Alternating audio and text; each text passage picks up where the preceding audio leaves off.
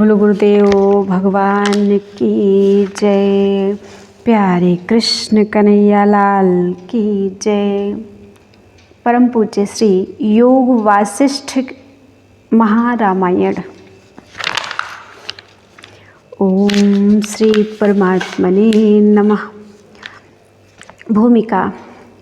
उस ईश्वर सच्चिदानंद घन परमात्मा को धन्यवाद है जिसने इस संसार को उत्पन्न करके अपने प्रकाश के लिए वेदांत आदि विद्याएं बनाई, जिनमें अनेक प्रकार के शास्त्र और मत प्रकट किए हैं और जो अनेक प्रकार की वार्ताएं संयुक्त हैं। कोई तो कर्म की प्रधानता मानते हैं, कोई ज्ञान को श्रेष्ठ जानते हैं और कोई कहते हैं कि उपासना ही मुक्ति का हेतु है। परंतु इस पुस्तक में कर्म और ज्ञान दोनों की प्रधानता ली गई है। श्री अगस्त्य जी महाराज ने श्रीमुख से वर्णन किया है कि न केवल कर्म ही मोक्ष का कारण है और न केवल ज्ञान से ही मोक्ष होता है, बल्कि दोनों मिलकर ही मोक्ष की सिद्धि कर सकते हैं, क्योंकि अंतःकरण निर्मल हुए बिना केवल ज्ञान से ही मुक्ति नहीं होती। कर्म करने से अंतःकरण शुद्ध होता है, फिर ज्ञान उत्पन्न होता है, तब मुक्ति होती है। जैसे पक्षी आकाश में दोनों पंखों से उड़ता है, वैसे ही मोक्ष साधन के लिए कर्म और ज्ञान दोनों ही आवश्यक हैं। इस पुस्तक में विशेष करके ज्ञान वार्ता विषयक श्री परमात्मा रूप दशरथ कुमार आनंद कंद श्री रामचंद्र और जगत गुरु वशिष्ठ जी का संवाद है। इसके धारण करने से मुक्ति होती है। मोक्ष मार्ग के दिखाने को यह पुस्तक दीपक रूप है और ज्ञान और योग की तो स्वरूप ही है। इसके प्रति वाक्य और प्रतिपद से बोध होकर अंतःकरण शुद्ध हो जाता है। कलयुग के जीवों के उद्धार के निमित्त आदि कवि विद्वत शिरोमणि वाल्मीकि जी ने इसको संस्कृत पद्य में निर्माण किया और इसके द्वारा संसार सागर के तरने के निमित्त आत्मज्ञान रूप परमात्मा को लखाया। ये बातें इस पुस्तक के पढ़ने पढ़ाने से विदित होता है। इस पुस्तक में 6 प्रकरण हैं। प्रथम वैराग्य, द्वितीय मुमुक्षु, तृतीय उत्पत्ति, चतुर्थ स्थिति, पंचम उपशम और षष्ठ निर्वाण। इनमें नाम सदृश ही विषय भी हैं। अब इसके भाषांतर होने का हाल वर्णन किया जाता है। अनुमान 150 वर्ष के व्यतीत हुए कि पटियाला नगर नरेश श्रीयुत साहब सिंह जी वीरेश की 2 बहनें विधवा हो गई थी, इसलिए उन्होंने साधु राम प्रसाद जी निरंजनी से कहा कि श्री योग वासिष्ठ जो अति ज्ञानामृत है सुनाओ तो अच्छी बात हो। निदान उन्होंने योग वासिष्ठ की कथा सुनाना स्वीकार किया और उन दोनों बहनों ने 2 गुप्त लेखक बैठा दिए। जो जो पंडित जी कहते थे वे प्रत्यक्षर लिखते जाते थे। जब इसी तरह कुछ समय में कथा पूर्ण हुई तो यह ग्रंथ भी तैयार हो गया। इसमें कथा की रीति थी, कुछ उल्थे का प्रकार न था और पंजाबी शब्द मिले हुए थे। प्रथम यह ग्रंथ ऐसा ही बम्बई नगर में अगहन संवत 1922 में छपा। जब इसका इस भांति प्रचार हुआ और ज्ञानियों को कुछ इसका सुख प्राप्त हुआ तो चारों ओर से यह इच्छा हुई कि यदि पंजाबी बोलियां और इबारत सुधार कर यह पुस्तक छापी जावे तो अति उत्तम हो।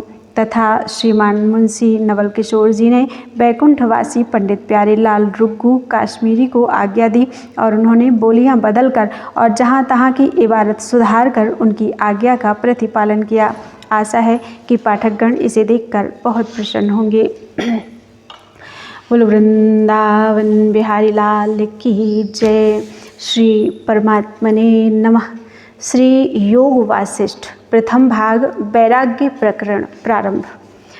उस सतचित आनंद रूप आत्मा को नमस्कार है जिससे सब भासते हैं और जिसमें सब लीन और स्थिर होते हैं एवं जिससे ज्ञाता ज्ञान ज्ञेय दृष्टा दर्शन दृश्य और कर्ता करण कर्म सिद्ध होते हैं। जिस आनंद के समुद्र के कण से संपूर्ण विश्व आनंदवान है और जिस आनंद से सब जीव होते हैं, अगस्त्य जी के शिष्य सुतीक्ष्ण के मन में एक संशय उत्पन्न हुआ। तब वह उसके निवृत्त करने के अर्थ अगस्त्य मुनि के आश्रम में जाकर विधि संयुक्त प्रणाम करके स्थित हुआ और नम्रता पूर्वक प्रश्न किया कि हे भगवान, आप सर्व तत्वज्ञ और सर्व शास्त्रों के ज्ञाता हो। एक संशय मुझको है, सो कृपा करके निवृत्त करो। मोक्ष का कारण कर्म है या ज्ञान, अथवा दोनों? इतना सुनकर अगस्त्य जी बोले कि हे ब्रह्मण्य, केवल कर्म मोक्ष का कारण नहीं और केवल ज्ञान से भी मोक्ष प्राप्त नहीं होता। मोक्ष की प्राप्ति दोनों से ही होती है। कर्म करने से अंतःकरण शुद्ध होता है, मोक्ष नहीं होता, और अंतःकरण की शुद्धि के बिना केवल ज्ञान से भी मुक्ति नहीं होती। इससे दोनों से मोक्ष की सिद्धि होती है। कर्म करने से अंतःकरण शुद्ध होता है और फिर ज्ञान उपजता है और तब मोक्ष होता है। जैसे दोनों पंखों से पक्षी आकाश मार्ग में सुख से उड़ता है, वैसे ही कर्म और ज्ञान दोनों से मोक्ष की प्राप्ति होती है। हे ब्रह्मण्य, इसी आशय के अनुसार एक पुरातन इतिहास है, वह तुम सुनो। अग्निवेश का पुत्र कारण नाम ब्राह्मण गुरु के निकट जा 6 अंगों सहित चारों वेद अध्ययन करके गृह में आया और कर्म से रहित होकर तूष्णीम अर्थात चुप हो स्थित रहा, अर्थात संशय युक्त हो कर्मों से रहित हुआ। जब उसके पिता ने देखा कि यह कर्मों से रहित हो गया है तो उससे कहा कि हे पुत्र, तुम कर्म क्यों नहीं करते? तुम कर्म के ना करने से सिद्धता को कैसे प्राप्त होगे? जिस कारण तुम कर्म से रहित हुए हो वह कारण कहो। कारण बोला, हे पिता, मुझको संशय उत्पन्न हुआ है, इसलिए कर्म से निवृत्त हुआ हूँ। वेद में एक ठौर तो कहा है कि जब तक जीता रहे तब तक कर्म अर्थात अग्निहोत्रादि करता रहे, और एक ठौर कहा है कि न धन से मोक्ष होता है, न कर्म से मोक्ष होता है, न पुत्रादिक से मोक्ष होता है, और न केवल त्याग से ही मोक्ष होता है। इन दोनों में क्या कर्तव्य है? मुझको यही संशय है, सो आप कृपा करके निवृत्त करो और बतलाओ कि क्या कर्तव्य है। अगस्त्य जी बोले कि हे सुतीक्ष्ण, जब कारण ने पिता से ऐसा कहा तब अग्निवेश बोले कि हे पुत्र, एक कथा जो पहले हुई है उसको सुनकर हृदय में धारण कर, फिर जो तेरी इच्छा हो सो करना। एक काल में सुरुचि अप्सरा, जो संपूर्ण अप्सराओं में उत्तम थी, हिमालय पर्वत के सुंदर शिखर पर, जहाँ की देवता और किन्नरगण जिनके हृदय कामना से तृप्त थे, अप्सराओं के साथ क्रीड़ा करते थे, और जहाँ गंगा जी के पवित्र जल का प्रवाह लहर ले रहा था, बैठी थी। उसने इंद्र का एक दूत अंतरिक्ष से चला आता देखा, और जब निकट आया तो उससे पूछा, अहो सौभाग्य देवदूत, तुम देवगणों में श्रेष्ठ हो, कहाँ से आए हो और अब कहाँ जाओगे? सुकृपा करके कहो। देवदूत बोला, हे सुभद्रे, अरिष्टनेमि नामक एक धर्मात्मा राजर्षि ने अपने पुत्र को राज्य देकर वैराग्य लिया और संपूर्ण विषयों की अभिलाषा त्याग करके गंधमादन पर्वत में जा तप करने लगा। उसी से मेरा एक कार्य था और उस कार्य के लिए मैं उसके पास गया था। अब इंद्र के पास, जिसका मैं दूत हूँ, संपूर्ण वृत्तांत निवेदन करने को जाता हूँ। अप्सरा ने पूछा, भगवान, वह वृत्तांत कौन सा है? मुझसे कहो, मुझको तुम अति प्रिय हो यह जानकर पूछती हूँ। महापुरुषों से जो कोई प्रश्न करता है तो वे उद्वेग रहित होकर उत्तर देते हैं। देवदूत बोला, हे भद्रे, वह वृत्तांत मैं विस्तार पूर्वक तुमसे कहता हूँ, मन लगाकर सुनो। जब उस राजा ने गंधमादन पर्वत पर बड़ा तप किया, तब देवताओं के राजा इंद्र ने मुझको बुलाकर आज्ञा दी कि हे दूत, तुम गंधमादन पर्वत पर जो नाना प्रकार की लताओं और वृक्षों से पूर्ण है, विमान, अप्सरा और नाना प्रकार की सामग्री एवं गंधर्व, यक्ष, सिद्ध, किन्नर, ताल, मृदंग आदि वादित्र संग ले जाकर राजा को विमान पर बैठा के यहाँ ले आओ। तब मैं विमान और सामग्री सहित जहाँ राजा था आया और राजा से कहा, हे राजन, तुम्हारे कारण विमान ले आया हूँ, इस पर आरूढ़ होकर तुम स्वर्ग को चलो और देवताओं के भोग भोगो। इतना सुनकर राजा ने कहा कि हे देवदूत, प्रथम तुम स्वर्ग का वृत्तांत मुझे सुनाओ कि तुम्हारे स्वर्ग में क्या क्या दोष और गुण हैं, तो उनको सुन के मैं हृदय में विचारूं, पीछे जो मेरी इच्छा होगी तो चलूँगा। मैंने कहा कि हे राजन, स्वर्ग में बड़े बड़े दिव्य भोग हैं, जीव बड़े पुण्य से स्वर्ग को पाता है। जो बड़े पुण्य वाले होते हैं वे स्वर्ग के उत्तम सुख को पाते हैं, जो मध्यम पुण्य वाले हैं वे स्वर्ग के मध्यम सुख को पाते हैं, और जो कनिष्ठ पुण्य वाले हैं वे स्वर्ग के कनिष्ठ सुख को पाते हैं। जो गुण स्वर्ग में हैं वे तो तुमसे कहे, अब स्वर्ग के जो दोष हैं वे भी सुनो। हे राजन, जो आपसे ऊंचे बैठे दृष्ट आते हैं और उत्तम सुख भोगते हैं, उनको देखकर ताप की उत्पत्ति होती है, क्योंकि उनकी उत्कृष्टता सही नहीं जाती। जो कोई अपने समान सुख भोगते हैं, उनको देखकर क्रोध उपजता है कि वे मेरे समान क्यों बैठे हैं, और जो आपसे नीचे बैठे हैं, उनको देखकर अभिमान उपजता है कि मैं इनसे श्रेष्ठ हूँ। एक और भी दोष है कि जब पुण्य क्षीण होते हैं, तब जीव को उसी काल मृत्यु लोक में गिरा देते हैं, एक क्षण भी नहीं रहने देते। यही स्वर्ग में गुण और दोष हैं। हे भद्रे, जब इस प्रकार मैंने राजा से कहा तो राजा बोला कि हे देवदूत, उस स्वर्ग के योग्य हम नहीं हैं और हमको उसकी इच्छा भी नहीं है। जैसे सर्प अपनी त्वचा को पुरातन जानकर त्याग देता है, वैसे ही हम उग्र तप करके यह देह त्याग देंगे। हे देवदूत, तुम अपने विमान को जहाँ से लाए हो वहीं ले जाओ, हमारा नमस्कार है। हे देवी, जब इस प्रकार राजा ने मुझसे कहा, तब मैं विमान और अप्सरा आदि सब को लेकर स्वर्ग को गया और संपूर्ण वृत्तांत इंद्र से कहा। इंद्र बहुत प्रसन्न हुआ और सुंदर वाणी से मुझसे बोला कि हे दूत, तुम फिर जहाँ राजा है वहाँ जाओ। वह संसार से उपराम हुआ है, उसको अब आत्मपद की इच्छा हुई है, इसलिए तुम उसको अपने साथ वाल्मीकि जी के पास, जिसने आत्म तत्व को आत्माकार जाना है, ले जाकर मेरा यह संदेशा देना कि हे महर्षि, इस राजा को तत्वबोध का उपदेश करना, क्योंकि यह बोध का अधिकारी है। इसको स्वर्ग तथा और पदार्थों की भी इच्छा नहीं, इससे तुम इसको तत्वबोध का उपदेश करो और यह तत्वबोध के को पाकर संसार दुख से मुक्त हो। हे सुभद्रे, जब इस प्रकार देवराज ने मुझसे कहा, तब मैं वहाँ से चलकर राजा के निकट आया और उससे कहा कि हे राजन, तुम संसार समुद्र से मोक्ष होने के निमित्त वाल्मीकि जी के पास चलो, वे तुमको उपदेश करेंगे। उसको साथ लेकर वाल्मीकि जी के स्थान पर आया और उस स्थान में राजा को बैठाकर और प्रणाम कर इंद्र का संदेशा दिया। तब वाल्मीकि जी ने कहा कि हे राजन, कुशल तो है? राजा बोले, हे भगवान, आप परम तत्व और वेदांत जानने वालों में श्रेष्ठ हैं। मैं आपके दर्शन करके कृतार्थ हुआ और अब मुझको कुशलता प्राप्त हुई है। मैं आपसे पूछता हूँ, कृपा करके उत्तर दीजिए कि संसार बंधन से कैसे मुक्ति हो। इतना सुनकर वाल्मीकि जी बोले, हे राजन, महारामायण औषध तुमसे कहता हूँ, उसको सुन के उसका तात्पर्य हृदय में धारने का यत्न करना। जब तात्पर्य हृदय धारोगे, तब जीवन मुक्त होकर विचरोगे। हे राजन, वह वशिष्ठ जी और श्री रामचंद्र जी का संवाद है और उसमें मोक्ष का उपाय कहा है। उसको सुनकर जैसे श्री रामचंद्र जी अपने स्वभाव में स्थित हुए और जीवन मुक्त होकर विचरे हैं, वैसे ही तुम भी विचरोगे। राजा बोले, हे भगवान, श्री रामचंद्र जी कौन थे, कैसे थे और कैसे होकर विचरे, सो कृपा करके कहो। श्री वाल्मीकि जी बोले, हे राजन, साप के वश से सच्चिदानंद विष्णु जी, जो अद्वैत ज्ञान से संपन्न हैं, अज्ञान को अंगीकार करके मनुष्य का शरीर धारण किया। इतना सुन राजा ने पूछा, हे भगवान, चिदानंद हरि को शाप किस प्रकार हुआ और किसने दिया, सो कहो। वाल्मीकि जी बोले, हे राजन, एक काल में सनत कुमार जी, जो निष्काम हैं, ब्रह्मपुरी में बैठे थे और त्रिलोक के पति भगवान विष्णु भी बैकुंठ से उतरकर ब्रह्मपुरी में आए। तब ब्रह्म सहित सर्व सभा उठकर खड़ी हुई और श्री भगवान का पूजन किया, पर सनत कुमार जी ने पूजन नहीं किया। इस बात को देखकर विष्णु भगवान बोले कि हे सनत कुमार, तुमको निष्कामता का अभिमान है, इससे तुम काम से आतुर होगे और स्वामी कार्तिक तुम्हारा नाम होगा। सनत कुमार बोले, हे विष्णु, सर्वज्ञता का अभिमान तुमको भी है, इसलिए कुछ काल के लिए तुम्हारी सर्वज्ञता निवृत्त होकर अज्ञानता प्राप्त होगी। हे राजन, एक तो यह साप हुआ, दूसरा एक और भी साप है, सुनो। एक काल में भृगु की स्त्री जाती रही थी, उसके वियोग से वह ऋषि क्रोधित हुआ था। उसको देखकर विष्णु जी हंसे।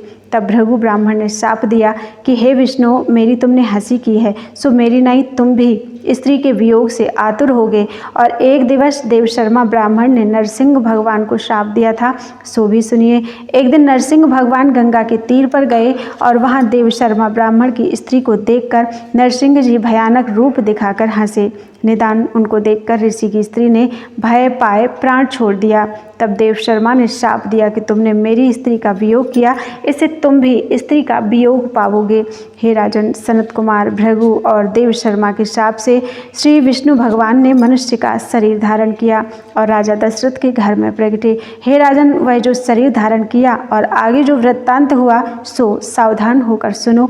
अनुभवात्मक मेरा आत्मा जो त्रिलोकी अर्थात स्वर्ग, मृत्यु और पाताल का प्रकाश करता और भीतर बाहर आत्म तत्व से पूर्ण है, उस सर्वात्मा को नमस्कार है। हे राजन, यह शास्त्र जो आरंभ किया है इसका विषय, प्रयोजन और संबंध क्या है और अधिकारी कौन है सो सुनो। यह शास्त्र सत्य चित आनंद रूप है, अचिंत चिन्मात्र आत्मा को जताता है। यह तो विषय है परमानंद आत्मा की प्राप्ति और अनात्म अभिमान दुख की निवृत्ति प्रयोजन है और ब्रह्म विद्या और मोक्ष उपाय से आत्म पद प्रतिपादन संबंध है। जिसको यह निश्चय है कि मैं अद्वैत ब्रह्म अनात्म देह से बांधा हुआ हूँ, सो किसी प्रकार छूटूं, वह ना अति ज्ञानवान है ना मूर्ख है। ऐसा विकृति आत्मा यहाँ अधिकारी है। यह शास्त्र मोक्ष अर्थात परमानंद की प्राप्ति कराने वाला है। जो पुरुष इसको विचारेगा वह ज्ञानवान होकर फिर जन्म मृत्यु रूप संसार में ना आवेगा। हे राजन, यह महारामायण पावन है, श्रवण मात्र से ही सब पाप का नाश करता है। जिसमें राम कथा है, यह मैंने प्रथम अपने शिष्य भारद्वाज को सुनाई थी। एक समय भारद्वाज चित्त को एकाग्र करके मेरे पास आए और मैंने उनको उपदेश किया था। वह उनको सुनकर वचन रूपी समुद्र से सार रूपी रत्न निकालकर और हृदय में धरकर एक समय सुमेरु पर्वत पर गया। वहाँ ब्रह्मा जी बैठे थे। उसने उनको प्रणाम किया और उनके पास बैठकर यह कथा सुनाई। तब ब्रह्मा जी ने प्रसन्न होकर उससे कहा कि हे पुत्र, कुछ वर मांग, मैं तुझ पर प्रसन्न हुआ हूँ। भारद्वाज ने, जिसका उदार आशय था, उनसे कहा, हे भूत भविष्य के ईश्वर, जो तुम प्रसन्न हुए हो तो यह वर दो कि संपूर्ण जीव संसार दुख से मुक्त हों और परम पद पावें। उसी का उपाय भी कहो। ब्रह्मा जी ने कहा, हे पुत्र, तुम अपने गुरु वाल्मीकि जी के पास जाओ। उसने आत्मबोध महारामायण शास्त्र का, जो परम पावन संसार समुद्र के तरने का पुल है, आरंभ किया है। उसको सुनकर जीव महामोहजनक संसार समुद्र से तरेंगे। निदान परमेष्ठी ब्रह्मा, जिनकी सर्वभूतों के हित में प्रीति है, आप ही भरद्वाज को साथ लेकर मेरे आश्रम में आए और मैंने भली प्रकार से उनका पूजन किया। उन्होंने मुझसे कहा, हे मुनियों में श्रेष्ठ वाल्मीकि, यह जो तुमने राम के स्वभाव के कथन का आरंभ किया है, इस उद्यम का त्याग न करना, इसकी आदि से अंत पर्यंत समाप्ति करना, क्योंकि यह मोक्ष उपाय संसार रूपी समुद्र के पार करने को जहाज है और इससे सब जीव कृतार्थ होंगे। इतना कहकर ब्रह्मा जी जैसे समुद्र से चक्र एक मुहूर्त पर्यंत उठ के फिर लीन हो जावे, वैसे ही अंतर्धान हो गए। तब मैंने भरद्वाज जी से कहा, हे पुत्र, ब्रह्मा जी ने क्या कहा? भरद्वाज बोले, हे भगवान, ब्रह्मा जी ने तुमसे यह कहा कि हे मुनियों में श्रेष्ठ, यह जो तुमने राम के स्वभाव के कथन का उद्यम किया है, उसका त्याग न करना, इसे अंत पर्यंत समाप्ति करना, क्योंकि संसार समुद्र के पार करने को यह कथा जहाज है और इससे अनेक जीव कृतार्थ होकर संसार संकट से मुक्त होंगे। इतना कहकर फिर वाल्मीकि जी बोले, हे राजन, जब इस प्रकार ब्रह्मा जी ने मुझसे कहा, तब उनकी आज्ञानुसार मैंने ग्रंथ बनाकर भरद्वाज जी को सुनाया। हे पुत्र, वशिष्ठ जी के उपदेश को पाकर जिस प्रकार श्री राम जी निशंक हो विचरे हैं, वैसे ही तुम भी विचरो। तब उसने प्रश्न किया कि हे भगवान, जिस प्रकार श्री रामचंद्र जी जीवन मुक्त होकर विचरे हैं, वह आदि से क्रम करके मुझसे कहिए। वाल्मीकि जी बोले, हे भरद्वाज, श्री रामचंद्र, लक्ष्मण, भरत, शत्रुघ्न, सीता, कौशल्या, सुमित्रा और दशरथ, ये 8 तो जीवन मुक्त हुए हैं और 8 मंत्री अष्टगण वशिष्ठ और वामदेव से आदि 28 जीवन मुक्त हो विचरे हैं। उनके नाम सुनो। राम जी से लेकर दशरथ पर्यंत 8 तो ये कृतार्थ होकर परम बोधवान हुए हैं और कुंतभासी, सतवर्धन, सुखधाम, विभीषण, इंद्रजीत, हनुमान, वशिष्ठ और वामदेव ये अष्ट मंत्री निशंक हो चेष्टा करते भय और सदा अद्वैत निष्ठ हुए हैं। इनको कदाचित स्वरूप से द्वैत भाव नहीं फुरा है। ये अनामय पद की स्थिति में तृप्त रहकर केवल चिन्मात्र शुद्ध पर परम पावनता को प्राप्त हुए हैं। इति श्री योग वसिष्ठे वैराग्य प्रकरणे कथा आरंभ वर्णनो नाम प्रथम सर्गः। बोलो वृंदावन बिहारी लाल की जय। त्वदीयं वस्तु गोविंद तुभ्यमेव समर्पये, तेन त्वदङ्घ्रि कमले रतिं मे यच्छ शाश्वतीम्।